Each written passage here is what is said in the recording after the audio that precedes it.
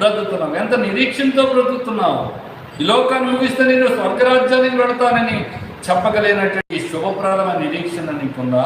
అయితే ఈ నిరీక్షణ ప్రభువైనటువంటి యేసుక్రీస్తులో మనకు దొరుకుతుంది. దీన్ని బట్టి మన పెద్దలందరూ సాక్ష్యం పొందినటువంటి వారు ఉన్నారు. ఈ రోజున ఈ నిరీక్షణ లేక కలవరపడుతున్నది ప్రపంచము, నిరీక్షణ లేక భయపడుతుంది ప్రపంచము, నిరీక్షణ లేక విస్మయం నొందుతూ ఉన్నటువంటిది ఉంది.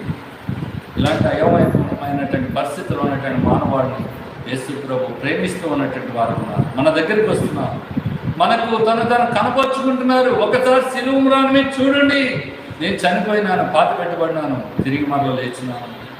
ఇదిగో గాయపడినట్టు నా చేతులు చూడండి అని భక్తులు చెప్తున్నారు. ఇదిగో బళ్ళెంతో పొడిచినట్టు నా ప్రక్కన చూడండి అని యేసు ప్రభు వారు తన శిష్యులకు కనపరుచుకుంటూ ఉన్నటువంటి వారు ఉన్నారు. కలవరంలోకి వెళ్తున్నటువంటి శిష్యులతో